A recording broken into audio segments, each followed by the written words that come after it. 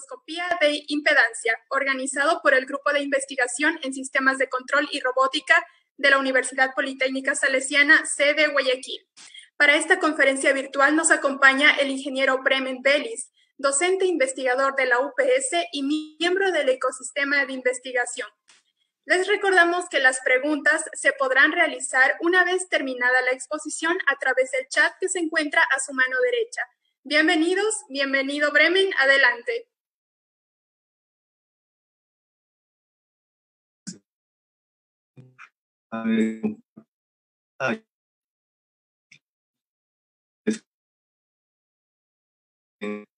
A través del Zoom o a través de Internet, ¿sí?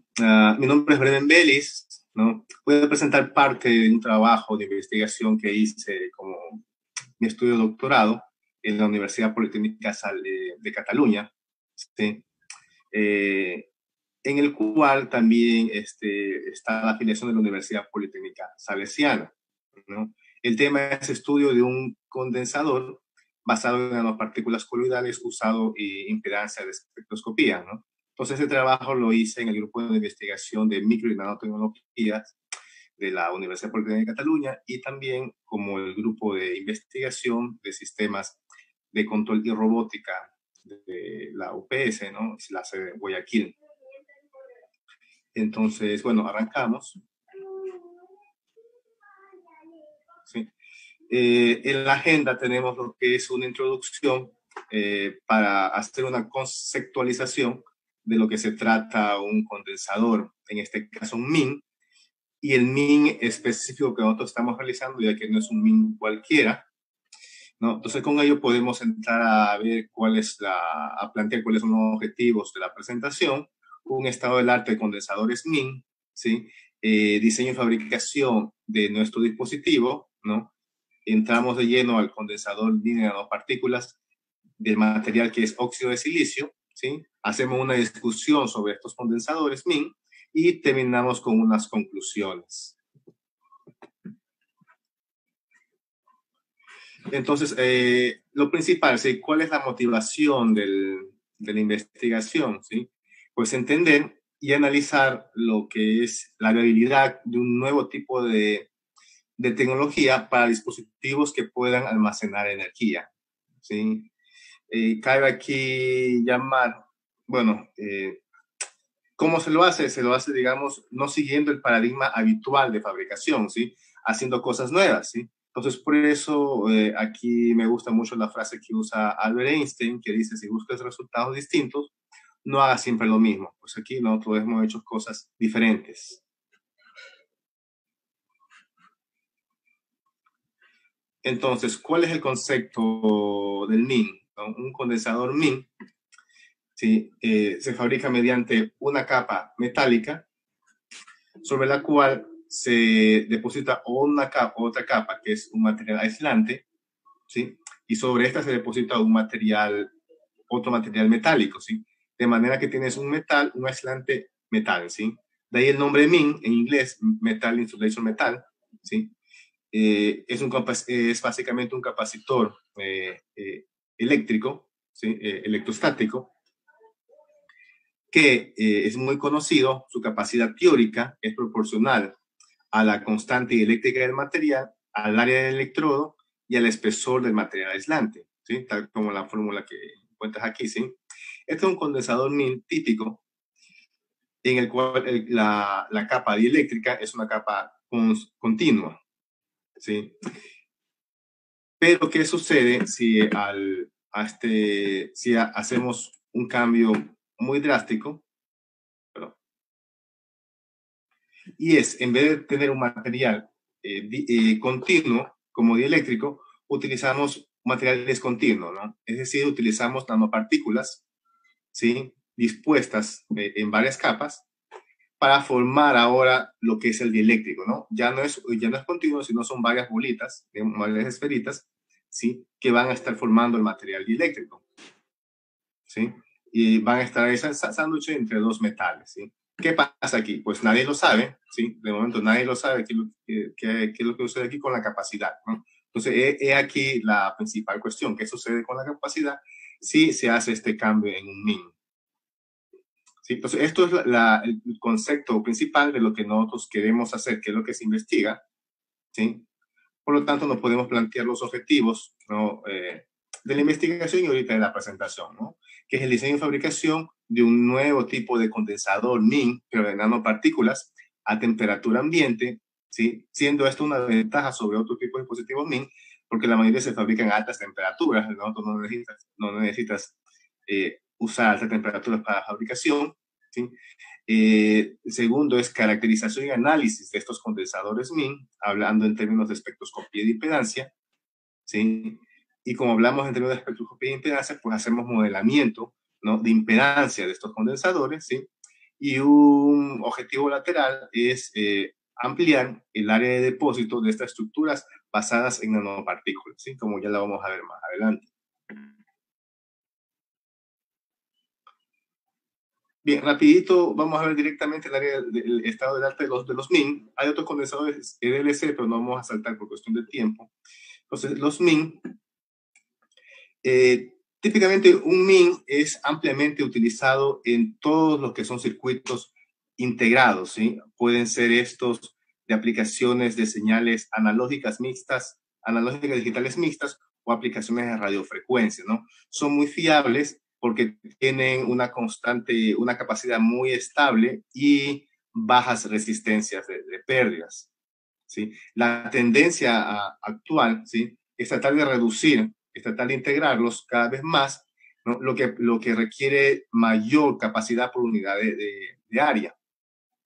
Y a la vez, para obtener, para hacerlos más pequeños, para que tengan mayor capacidad por unidad de área, también se reducen los tamaños, ¿no? Entonces, esto causa ciertas dificultades en cuanto a las corrientes de fuga, ¿no? Entonces, lo que se hace actualmente es usar varias capas de dieléctrico, no solamente uno, o usar algún dieléctrico de tipo ternario o cuaternario que tengan las dos bondades, ¿no? Que tengan una alta capacidad y tenga baja corriente de fugas, ¿sí? Por ejemplo, un ejemplo aquí, ¿no? Óxido de cadmio y óxido de silicio, ¿sí? Un óxido de cadmio es un material que tiene una alta constante eléctrica y el óxido de silicio es por defecto el principal elemento usado en la fabricación microelectrónica como dieléctrico que tiene bajas corrientes de fuga, ¿sí? Y se utilizan técnicas de fabricación de películas delgadas como ALD, spattering y BIM, ¿sí? Entonces, de acuerdo a la hoja de ruta internacional de los semiconductores, se espera para que en 2021, ¿no? Se puedan tener dispositivos con una capacidad, ¿no? Densidad capacitiva, hablamos de capacidad por unidad de área, del orden de 1.2 microfaradios por centímetros cuadrados, con una corriente de fugas menores de 10 nanoamperios por centímetros cuadrados, pero con temperaturas de fabricación por debajo de los 400 grados centígrados, ¿sí? Es lo que se espera, digamos, para el próximo año, ¿no? De acuerdo al datos de la hoja de ruta mundial de los semiconductores. Estos condensadores aquí, estamos hablando de condensadores que son creados de forma planares, ¿sí? Por supuesto, planar, una capa tras otra, ¿sí? Con una forma, sin ninguna forma tridimensional diferente a de poner capa sobre capa, ¿sí? Hay otros tipos de condensadores MIN, ¿no? En los cuales se busca tener forma tridimensional para tener más área de contacto con los electrodos, ¿sí? Como la capacidad es proporcional al área del electrodo, al darle formas tridimensionales, ¿sí? Hay más contacto entre el metal y el dieléctrico, ¿sí? Y por lo tanto hay más capacidad. Entonces, este tipo de condensadores son para aplicaciones que maneje mayor densidad de potencias, ¿sí? Y por lo tanto, aquí este tipo de condensadores tienen formas, por ejemplo, microzanjas, materiales porosos, de nanocables, ¿sí? O interdigitales, nanotubulares, ¿sí?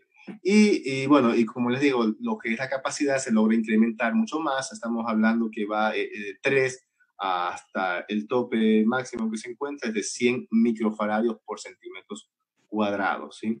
Esto es para hacer un rápido resumen del estado del arte de los condensadores MIN, ¿sí? Ahora, ¿qué es lo que estamos proponiendo? Pues estamos proponiendo algo diferente.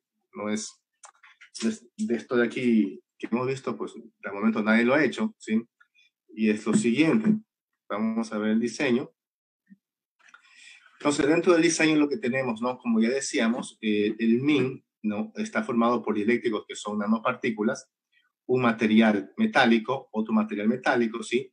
Y esto lo encerramos, ¿no? De manera de que alrededor del MIN haya una capa que también sea dieléctrica, ¿no? Que no sea conductora, ¿no? Que no me produzca un cortocircuito entre el metal superior y el inferior del dispositivo.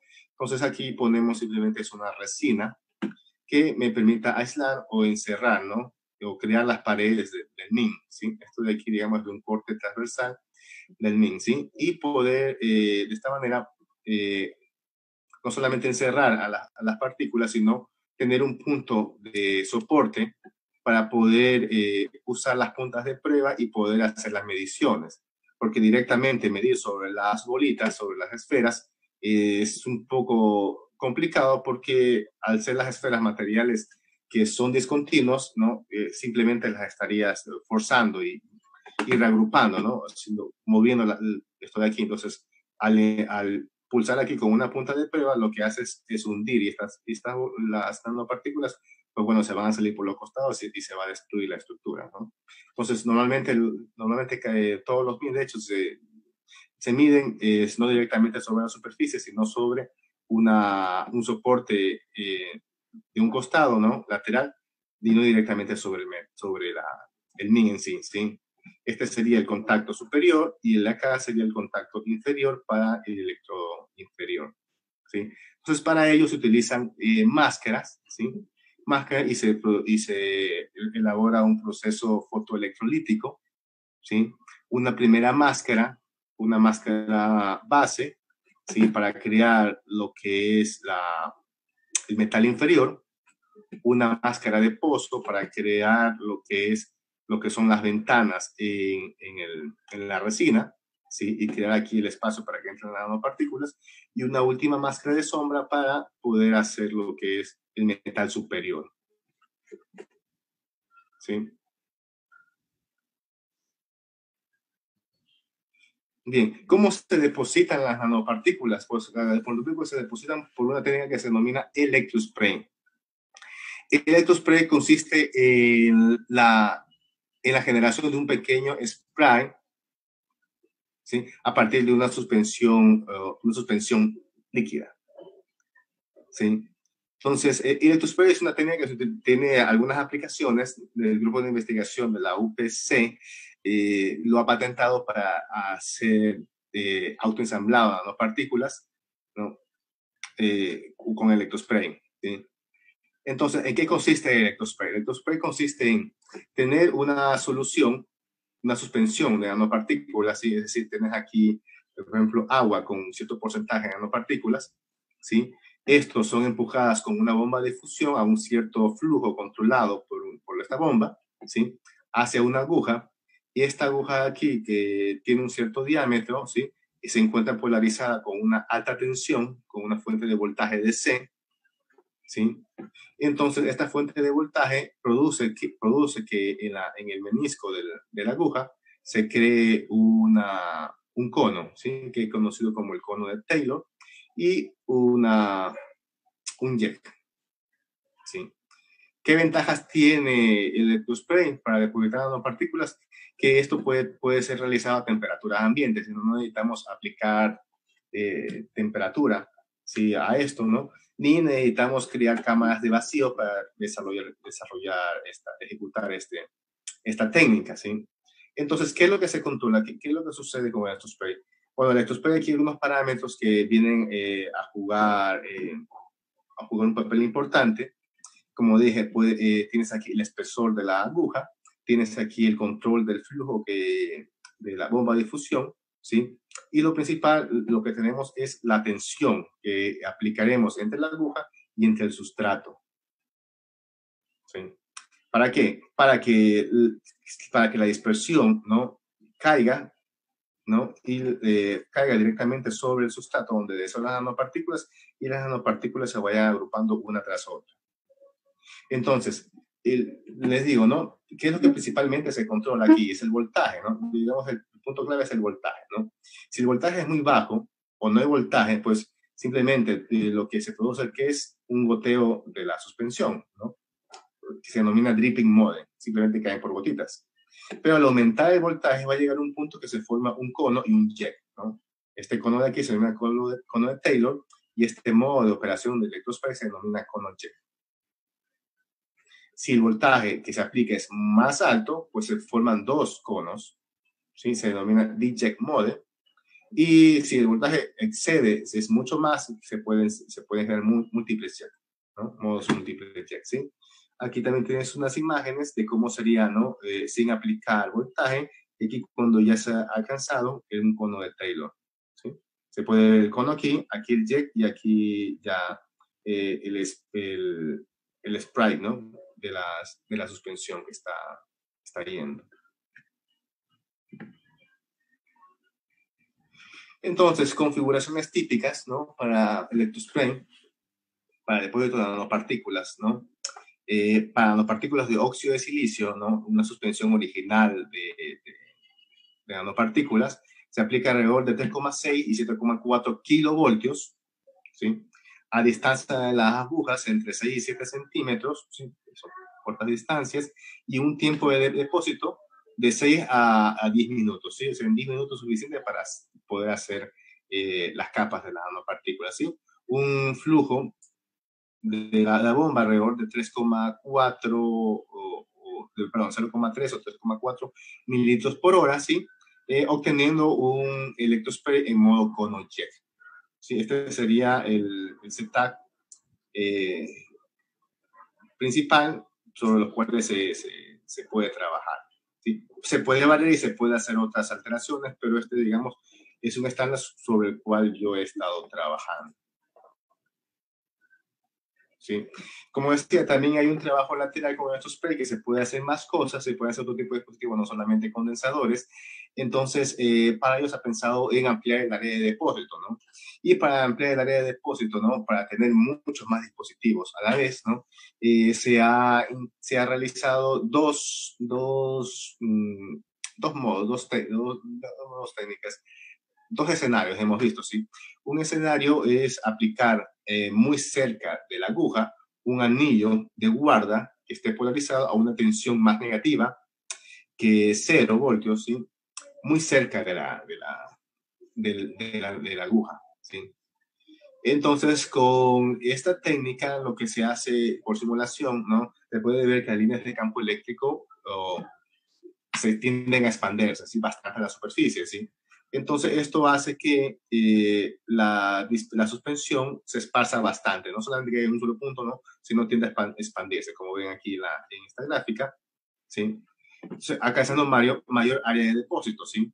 Lo único que es aquí, digamos, un poquito más, no es tan homogéneo lo que es la dispersión, ¿sí? Por este método, ¿sí? Pero se tiene áreas mucho más grandes de depósito, ¿no? El otro modo que intentamos, bueno, que probamos, es usar un multinido con 4 agujas, de manera que se hace un split, ¿no?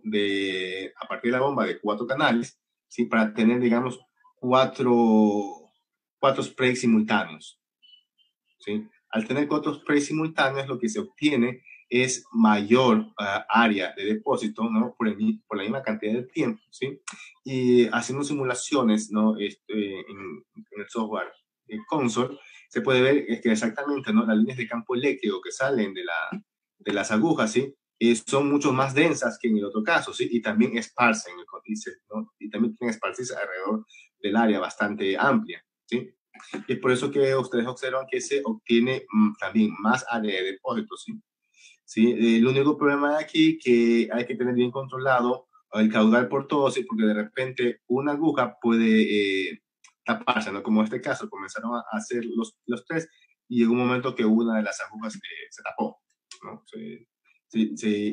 Por alguna basura o algo que ingrese de un lado o que esté desviando todo por otros canales, puede llegar a ocurrir eso, ¿sí? Entonces aquí tienes una imagen, ¿no? De un cono de Taylor, ¿sí? Con el spray, ¿no? siendo observado por una cámara, y más atrás otro cono detector que está distorsionado, ¿no? Porque está desenfocado, pero este de aquí es otro cono detector de una de las 4 agujas que ustedes ven en la pantalla que está acá. ¿Qué ventaja tiene Electrospray, no? Bueno, para el autoensamblado de nanopartículas, para el depósito de nanopartículas, el Electrospray no es el único método. Existen muchos métodos, ¿sí? Muchos grupos de investigación han probado diferentes métodos. Tenemos simplemente, por ejemplo, el cross-casting, el vertical deposition, Langmuir, Bodengen, ahí tienen algunos ejemplos. ¿Cuál es la ventaja del Electrospray? Bueno, el Electrospray en este trabajo vimos que tiene un buen compromiso con 4 variables, que son tiempo, área, espesor y calidad, ¿sí?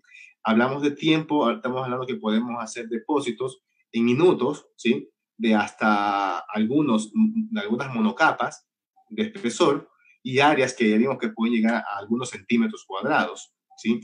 Y calidad, estamos hablando más que todo a que las nanopartículas tienden a ordenarse, ¿sí? O sea, calidad porque esta técnica permite que las nanopartículas se depositen de manera ordenada, dependiendo de las condiciones, claro está. ¿Sí? Entonces, por ejemplo, pueden ver aquí que se hicieron unas pruebas con nanopartículas, esto es de poliestireno, esto no se utiliza poliestireno, de superficie, ¿sí? Son imágenes de un microscopio de barrido electrónico, en donde se ven que las nanopartículas están bastante ordenadas en superficie, e igual que en un corte en profundidad también se ven que están ordenadas, ¿no? Tanto en la superficie como tridimensionalmente, ¿sí?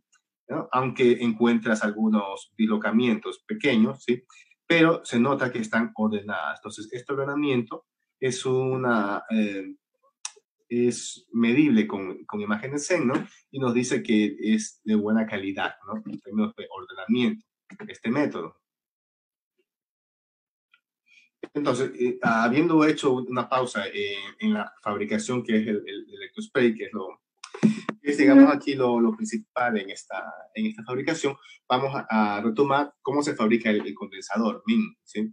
El condensador MIN, bueno, usamos como un sustrato, un portaobjetos o un sustrato de vidrio, de cuarzo, ¿sí? Al cual, mediante el proceso de spin coating, ¿no? Hacemos un recubrimiento de una fotorresina, ¿sí?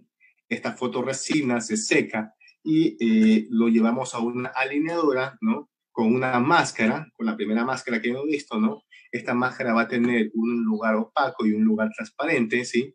De manera que se le aplica aquí luz ultravioleta, ¿sí? Al aplicar luz ultravioleta, la parte transparente permite que se exponga la resina a la luz ultravioleta y hace que sea sensible a un revelador.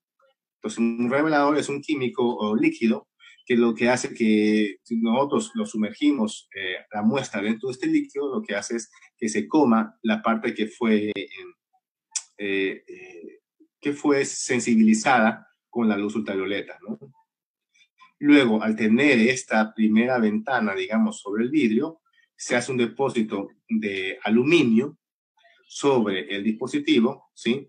Y se elimina lo que es la fotoresina, ¿sí? Este proceso se llama lift-off, de manera que solamente me queda el aluminio en el área donde no había resina. Luego se aplica nuevamente un auto spin coating, ¿sí? Se rellena con resina, se aplica una segunda máscara para crear 2 ventanas, ¿no? Una ventana aquí para hacer el contacto con el electrodo inferior del MIN y el otro para depositar lo que es las nanopartículas, ¿sí? Entonces aquí se abre la ventana, digamos, para tener el contacto inferior y el MIN en sí. No, luego se procede a hacer el electrospray, ¿sí? El electrodo inferior se coloca con una tensión negativa de una fuente de voltaje de alta tensión y la aguja de electrospray, ¿no? Con las nanopartículas a una tensión positiva, de manera de que se depositan nanopartículas y se rellena todo esto con las nanopartículas, ¿sí? Finalmente se utiliza una máscara que se denomina de sombra para depositar la nanopartícula, el metal y terminar de crear el MIN, ¿sí? Entonces tienes la fabricación del MIN, todos los pasos del proceso de fabricación. A ver, ¿qué más? Ya, ahora entremos de lleno ahora sí al dispositivo. Entonces, tenemos tres dispositivos aquí. De ejemplo, tenemos imágenes nuevamente. Arriba tienes imágenes SEM de microscopía de electrones, ¿sí? Y acá tienes imágenes simplemente por microscopio de los dispositivos, ¿sí? Áreas alrededor de 20,25 milímetros cuadrados, ¿no? de los MIN, ¿sí? Y tienes tres dispositivos que hemos llamado A, B, C y D. No, A, B, C, D, perdón. ¿Sí? Aquí tenemos más imágenes SEM, ¿no? Luego de haber hecho un FIC sobre el dispositivo. Un FIC es un enfoque de iones, haber hecho una perforación sobre los MIN, ¿sí? Para ver el espesor, ¿no? Para medir el espesor, ¿no? De nanopartículas, ¿sí? Entonces tienes un espesor que es bastante grande, que es el MIN A. El MIN B es un poquito más pequeño y el MIN C es el más delgado, el espesor, ¿sí? El MIN A, ¿no? Se ha medido por el CEN, ha sido medido, ¿no? Con 11,3 micras, el MIN B 5,49 micras y el MIN C 1,51 micras, ¿sí? Estamos hablando de 1,51 por 10 a la menos 6 metros. Es lo que mide este dispositivo de aquí hasta aquí, ¿sí? Que son las nanopartículas, ¿sí? Esto de aquí, que se ve aquí, sería el metal inferior, y esto de aquí que se ve acá, ¿no? Esta parte de aquí sería el metal superior, ¿no? Este es el MIN. Este es el MIN, ¿sí? Y el MIN C, digamos, es el que tiene el espesor más delgadito de dieléctrico, ¿no? De material aislante. ¿Sí? Y bueno, se utilizan todas las nanopartículas, son monodispersas, es decir, todos tienen un mismo tamaño, que fueron de 255 nanómetros de diámetro. No, todo esto de aquí, óxido de silicio, ¿sí? Todo esto de aquí es sílica, óxido de silicio. Entonces, ¿qué hacemos? Bueno, hasta aquí lo que les he contado es la fabricación, ¿no? Ahora vamos a ver el análisis, ¿no? Entonces, para hacer el análisis, partimos de un modelo comúnmente usado en lo que es espectroscopía de impedancia electroquímica, que es un Randall circuit, un circuito Randall. Un circuito Randall está conformado por una doble capa, una resistencia de difusión y una resistencia de transferencia de carga. Un circuito Randall simplemente son estos tres elementos que están aquí. ¿Sí? Estos tres elementos de aquí. Entonces, estos tres elementos nosotros hemos analizado y creemos que es el comportamiento de las nanopartículas que están, digamos, en la mitad del depósito. ¿Sí? Luego tienes unas interfaces, ¿no? Las interfaces, ¿no? La interfaz, ¿no? Es modelada con estos dos elementos, ¿sí? Un CP y una resistencia, un CP y una resistencia, ¿sí? Igual acá. Un par, ¿no? Un par que serían estos QCP viene siendo como un condensador, ¿sí? Viene siendo como un condensador, pero no es exactamente un condensador, ¿no? Es un condensador. ¿Qué es un CP? Un CP en realidad es una capacidad de doble capa, una electrical double layer, ¿sí? ¿No? Que idealmente, ¿no? O en el mejor de los casos, ¿sí? Cuando este cociente, este exponente alfa vale 1, pues se comporta como un capacitor, ¿sí? Pero normalmente este factor de aquí, alfa, es menor que 1, ¿no? Y esto de aquí se viene a llamar una capacidad distribuida o una capacidad de doble capa, ¿no? Cuya impedancia es la por esta fórmula que está aquí, ¿sí? Esto de aquí se debe sobre todo a que los materiales son siempre porosos y son heterogéneos, ¿no? No siempre las interfaces llegan a modelarse como un capacitor ideal, ¿no? Sino tienden a ser el CPE, ¿sí? O Electrical Double Layers, ¿sí? Estos son los Q que están aquí. La resistencia de aquí, bueno, son resistencias de fugas, y esta ZW es una impedancia de Warburg, que es una impedancia de difusión de cargas, ¿no? Una impedancia de difusión de cargas es una impedancia que tiene una parte real y es una impedancia compleja, que tiene tanto la parte real como parte imaginaria de idéntico valor, ¿sí? Y depende de una constante de difusión que aquí le he puesto como AW. ¿Sí? Entonces se utiliza estos dos modelos de estos elementos para modelar el dispositivo, ¿sí? ¿No? ¿Qué es lo que hace? Pues se mide a temperatura, medimos impedancias, ¿sí? Medimos impedancias y aplicamos este modelo. Es el modelo que utilizamos que utilicé, ¿no? Para ajustar las curvas, ¿sí? Entonces aquí vemos los datos, ¿sí? Vemos aquí dos Nyquist plot. ¿Qué es un Nyquist plot? Pues es una gráfica de impedancias donde el eje horizontal, ¿no? Viene siendo la parte real de la impedancia y el eje vertical viene siendo la parte imaginaria negativa de la impedancia. Idealmente, un condensador, ¿sí? Un condensador es una línea, en espectroscopía de impedancia es una línea vertical, idealmente, ¿sí? Que tiene un valor real de impedancia y un valor imaginario que va variando con la frecuencia, ¿sí? Porque un capacitor, su impedancia varía con la frecuencia, ¿sí? Pero no es el caso de estos dispositivos que hemos hecho aquí, no es el caso, sino tiene unas características similares, ¿sí? Muy similares. Tienes el min A y el min B. El min A, ¿sí? Tienes una circunferencia y una línea de difusión, una recta de difusión. ¿Sí? En ambos casos, una recta de difusión. Este es para el min A, que era 11,3 micras, y el min B, que es 5,49 micras, ¿no? Este semicírculo representa la conductividad de cargas. Y la parte recta significa, esta línea recta significa la difusión de carga. Entonces, entre min A y min B, las características son muy similares, ¿no? Simplemente es un poco más grande la magnitud del min A porque tiene espesor más grande, pero las características son similares. Ahora, en el min C, vemos que la característica cambia. Lo que es la conductividad es mayor y se reduce ese semicírculo, es más pequeño. Y en cambio, la línea de aquí tiende a ser más vertical. Entonces, esto nos indica que el min C bueno, como es más vertical, el semicírculo más pequeño tiene mejor conductividad y tiene un mejor comportamiento como condensador. Sí, es mucho mejor condensador que los otros dos, ¿sí? ¿No? Por espectroscopía, ¿sí? Entonces, en el análisis de datos, vamos a ver el modelo, ¿no?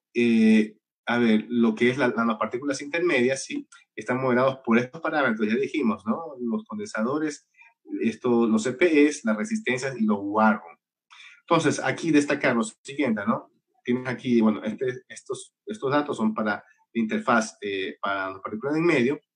Estos de aquí para la interfaz, para una interfaz, estos de acá para la otra interfaz, ¿no? Y estos de acá, bueno, los resultados finales de la capacidad, ¿no? Lo primero que hay que ver aquí en estos resultados es que el condensador, la magnitud de la capacidad del CP, del Q, ¿no? Es mayor, ¿no? Para el condensador, el C, ¿sí? Este es 430, estos son menores. ¿Y cuál es el C? Ya dijimos que el C es el que es más pequeño, el espesor más pequeño, ¿sí? Otra cosa que notar es que también, ¿no? La impedancia, lo que es el Warburg, ¿sí? Es mayor para las resistencias, mucho mayor, ¿sí? Que la R1 y la R2 o la R3, ¿sí? Sobre todo en el MIN-C, se dan cuenta, ¿no? Que AW vale 2,3, el R1 solamente vale 0,01, acá vale 0,11, 0,29, ¿sí?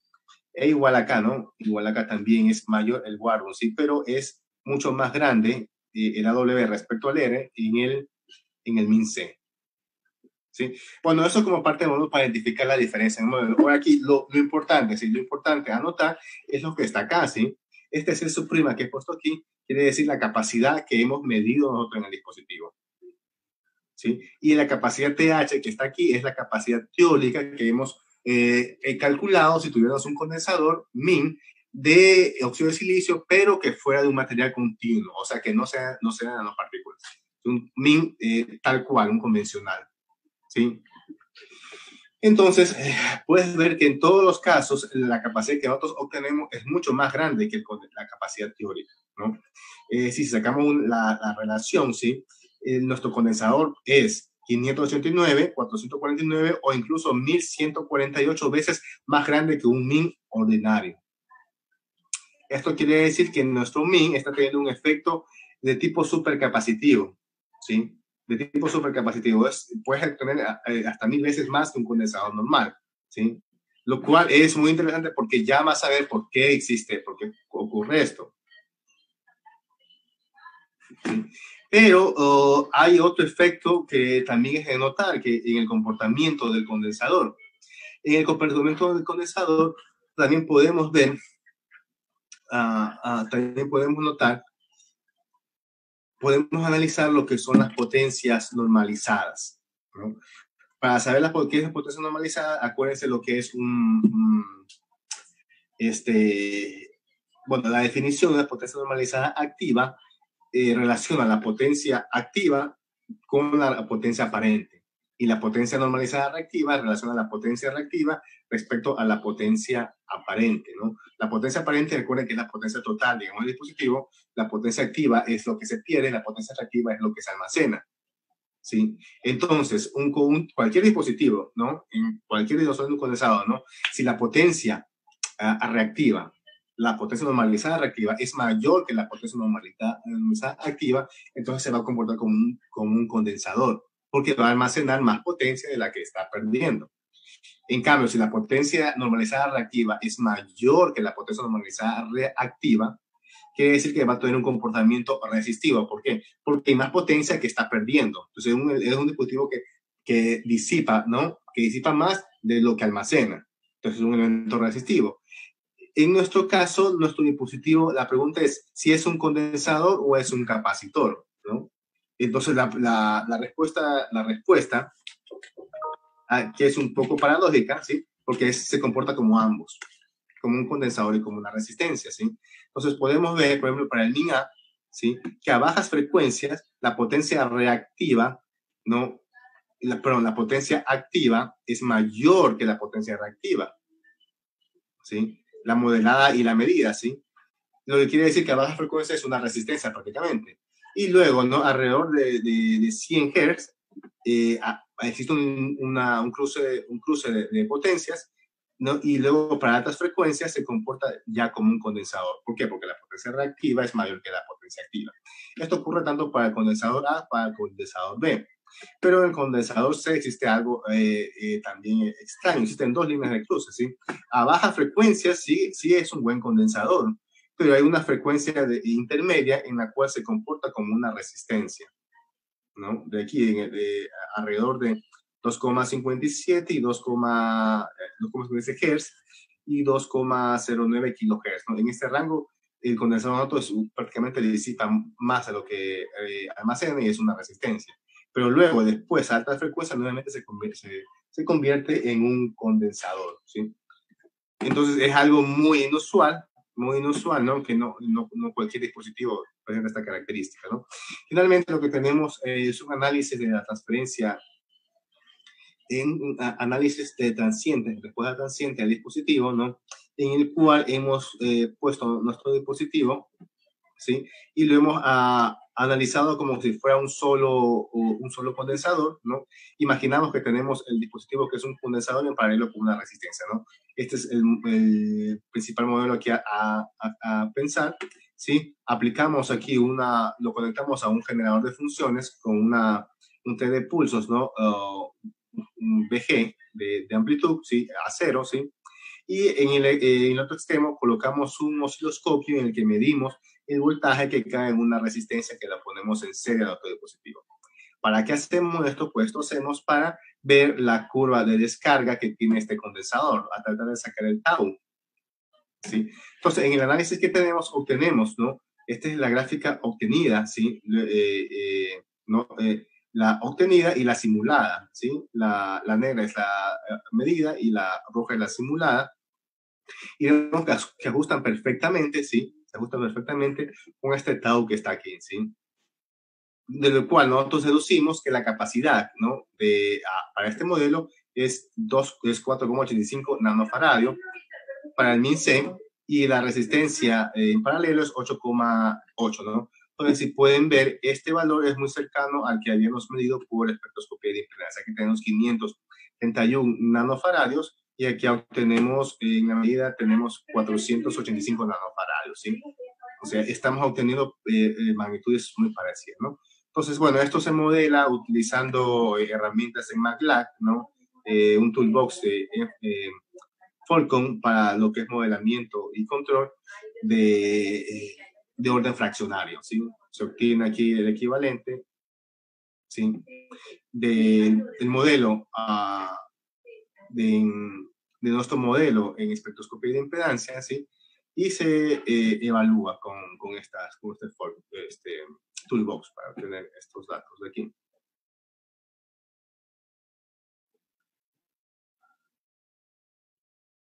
Sí. Bien, finalmente, ¿no? Hacemos un último análisis de lo que es las temperaturas, ¿no? Hemos aplicado temperaturas al dispositivo, las temperaturas para ver cómo reacciona, ¿sí? Entonces vemos, ¿no? Diferentes parámetros que hemos obtenido, ¿no? A diferentes temperaturas, 30 grados centígrados, 25 grados centígrados, 45 y 50 grados centígrados, ¿sí? Entonces, nuestro min, bueno, hemos hecho aquí otro min que hemos llamado min D. Entonces, este min D lo que produce es el decremento de la constante de Warburg o la capacidad principal, ¿no? Al aumentar la temperatura. La resistencia se aumenta y la capacidad decrece. ¿Sí? O sea, que entre más temperatura va peor, digamos, el dispositivo con capacidad. ¿Sí? Y más resistencia, que significa que se hace más resistivo, ¿sí? O sea, va peor. ¿Sí? O sea, es bueno no trabajarlo en altas temperaturas. Aquí tenemos gráfica. ¿Sí? Vemos, por ejemplo, que en este min a 30 grados centígrados la ganancia era 267 y a 50 grados decrece, se hace 114. ¿Sí? Entonces, la relación de capacidad que tenemos con la teórica decrece porque pierde prestaciones al aumentar la temperatura. Luego, lo que hicimos es también aplicar más, hicimos Otomin, ¿sí? Hicimos Otomin, ¿sí? Y en vez de aplicar temperatura, controlamos qué es la humedad relativa. Entonces, a mayor humedad relativa, pudimos ver, ¿sí? Que la capacidad se incrementa, ¿sí? Si vemos aquí la frecuencia, esta es una gráfica de frecuencia y esta es capacidad. A 90 grados por ciento de humedad relativa tienes una capacidad muy alta. A medida que decrece la humedad, la capacidad va disminuyendo, ¿sí? Entonces, de hecho, vemos que depende de temperatura y depende de la humedad de este dispositivo. Entonces, algo no exactamente fijo. Al tener las nanopartículas, tenemos una variación de humedad y temperatura. Tenemos 1176 a 90% de humedad relativa y 197 a 40% de humedad relativa. Eso depende de la humedad.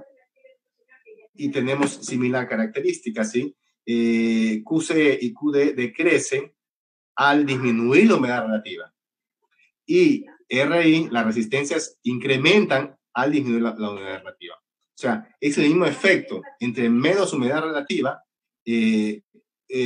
más peor va el dispositivo, ¿no? Entre más humedad relativa, tenemos un mejor dispositivo para almacenar energías, un mejor min. Tenemos las gráficas, ¿sí? Y vamos a ver si ya las conclusiones para terminar, ¿sí? Entonces tenemos un condensador que tiene una ganancia, hemos visto de hasta 1148 de ganancia respecto a temperatura ambiente, capacidad areal de 2,27 microfarados por centímetros cuadrados, ¿sí? Esto de aquí, como ya dijimos, está incluso por arriba de lo esperado para el 2021 de los condensadores, ¿sí? Solamente que este es un condensador de nanopartículas, no es un condensador muy ordinario, pero estamos por arriba de lo que se espera para el próximo año. Respecto a las prestaciones, ¿sí? Si nosotros incrementamos la temperatura, ¿no? O reducimos la humedad, ¿no? Lo que se produce es una reducción de la capacidad, incremento de la resistencia y decremento del Warburg, ¿sí? Sí, si trabajamos a temperatura ambiente y aumentamos la humedad para el dispositivo, lo que vamos a tener un condensador de una capacidad mucho más alta.